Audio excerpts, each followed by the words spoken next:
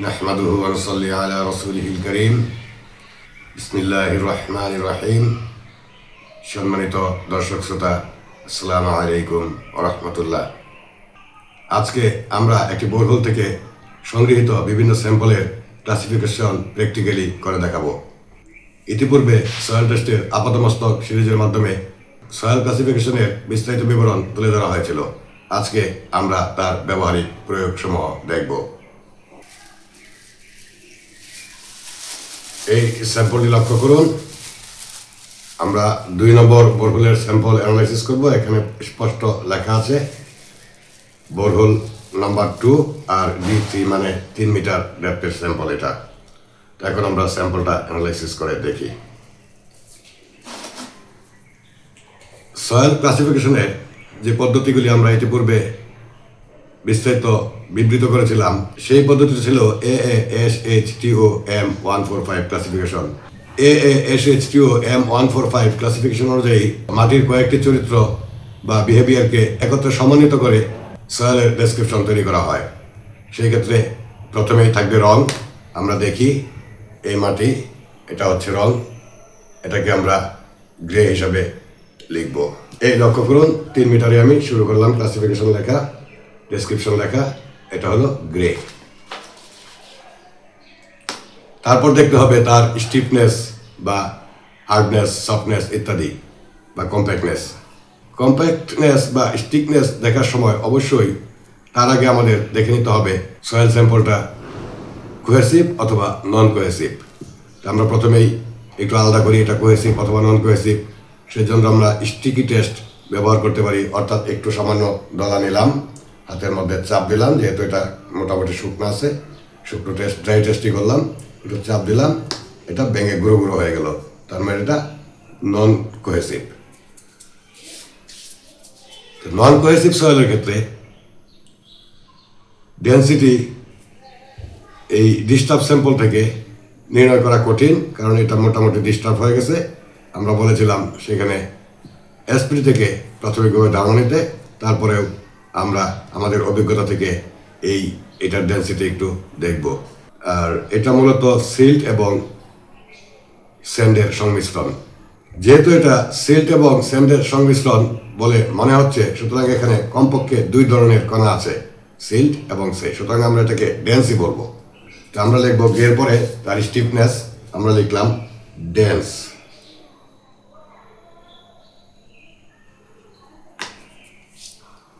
তারপরে এটা ইতিমধ্যে আমরা মোটামুটি সিদ্ধান্ত নিয়ে ফেলেছি যে এটা সিল্ট এবং স্যান্ডের সংমিশ্রণ। এখন আমরা দেখব কি পরিমাণ সিল্ট এবং কি পরিমাণ স্যান্ড আছে। এখানে স্যান্ডই বেশি, ফাইন স্যান্ড বেশি, সামান্য পরিমাণ সিল্ট আছে, ধরে নেওয়া যায় 30% সিল্ট আছে। তাইলে আমরা লিখব grey dense fine sand with some silt. এই ডেসক্রিপশন লেখা শেষ হলো, grey dense fine sand with some silt. এটা ছিল বোরহোল নাম্বার 2 এর 3 মিটার ডেপথের স্যাম্পল।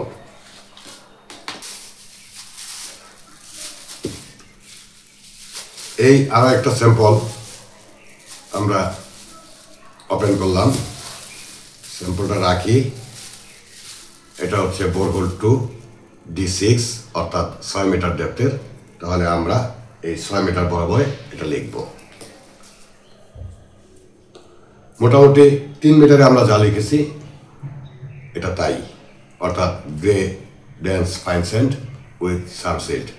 অবশ্য সিল্ট এবং সেল্টের পরিমাণ মোটামুটি নির্দিষ্ট করতে চাইলে আমরা জার টেস্ট ব্যবহার করে নিতে পারি। আপাতত যেহেতু আমরা চোখে দেখা থেকেই একটা সিদ্ধান্ত নেওয়ার ক্ষেত্রে কোনো ধরনের হেজিটেশন অন্তত আমার কাছে নাই, তাই আমি জার টেস্ট বা ওই শেক টেস্ট ব্যবহার করলাম না।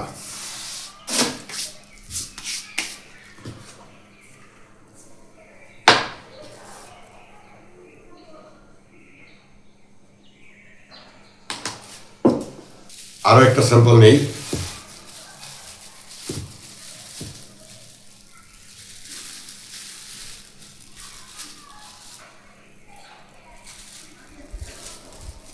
এটা বোরহোল টোর 25 ফিটের স্যাম্পল। এই স্যাম্পলটাকে আর একটু গভীরভাবে বিশ্লেষণ করার চেষ্টা করি।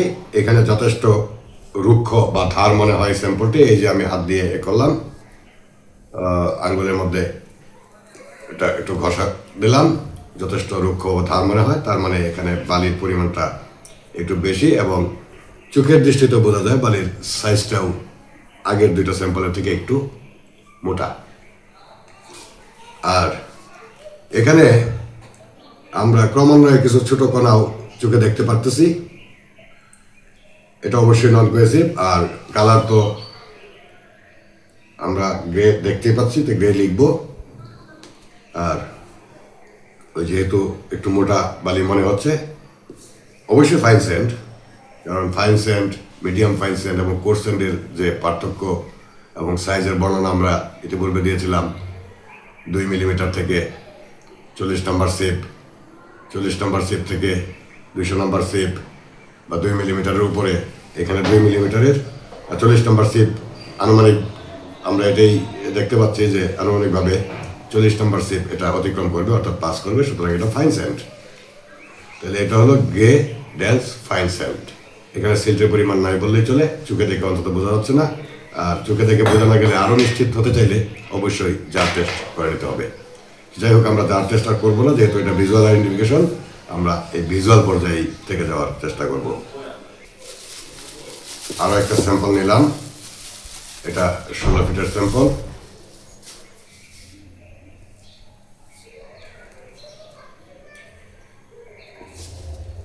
আমরা ড্রাই টেস্টে এটা দেখতে পাচ্ছি কোহেসিভ না, নন কোহেসিভ। আবার হাতে রুক্ষ লাগতেছে না, তার মানে এখানে বালির পরিমাণ নেই বললে চলে। তারপরেও সামান্য কিছু বালি অনুমিত হাতে একটু একটু লাগে। এটা মূলত সিল্ট, আর রং তো হলো গ্রে। তাহলে grey dense silt with some fine sand. সামও না, এটা ট্রেস, সামান্য একটু ফাইন সেন্ট মনে হয়, ট্রেস। তাহলে এটা হলো grey dense silt with trace fine Saint.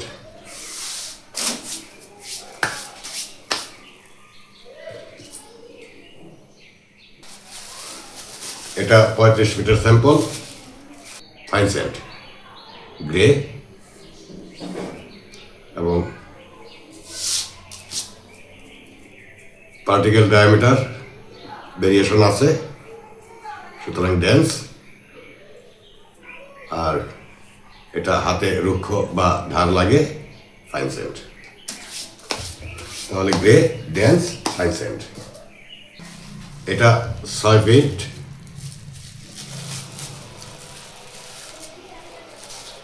রং অনেকটা ডিপ গ্রে, আচ্ছা গ্রেই ধরলাম গ্রে। আর এই না ভেঙে রিবন তৈরি হয়, লক্ষ্য করুন, এই যে না ভেঙে রিবন তৈরি হয়, সুতরাং এটা এই কোহেসিভ সয়েল। এখন তার স্টিফনেস বা সফটনেস দেখব। এই নিলাম, চাপ দিলে একটু শক্ত লাগে, সুতরাং এটা সফটকে বলা যাবে, সফট ক্লে।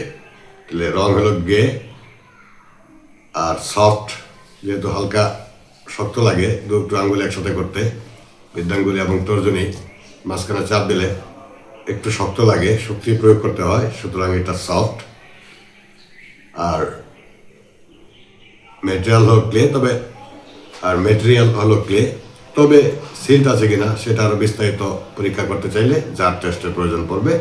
আমরা ভিজুয়াল আইডেন্টিফিকেশন হিসেবে এখানে কোনো প্রকার যন্ত্রপাতি ব্যবহার না করেই ডেসক্রিপশন, মাটির বিবরণ তৈরি করার চেষ্টা করছি। তো ক্লে হলে আমাদেরকে, কোহেসিভ সয়েল হলে প্লাস্টিসিটি বর্ণনা করতে হবে অন্তত 3টা টার্মে: হাই প্লাস্টিসিটি, অথবা লো প্লাস্টিসিটি, অথবা মিডিয়াম প্লাস্টিসিটি, অথবা প্লাস্টিসিটি আছে কিনা। প্লাস্টিসিটি আছে। তো এখানে আমরা রোল টেস্ট করতে পারি, যেমন এটাকে আমি রোলিং করবো এখন।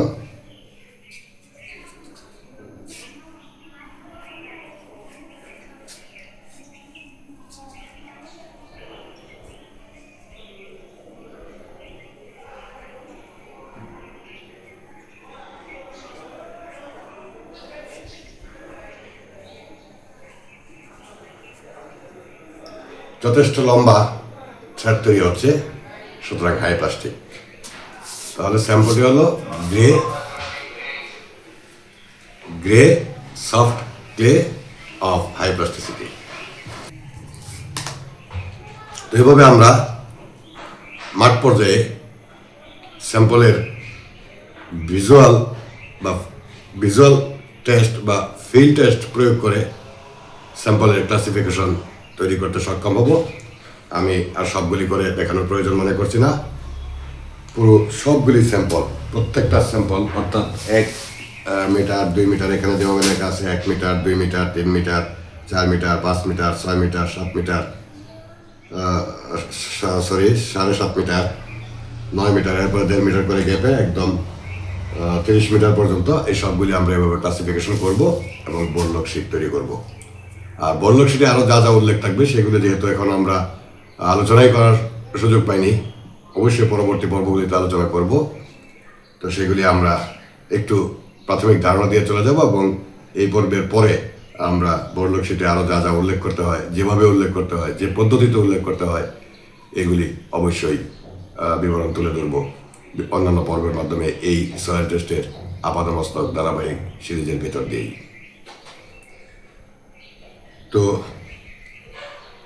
সুপ্রিয় দর্শক শ্রোতা, আজকে আমাদের আলোচনা এ পর্যন্তই।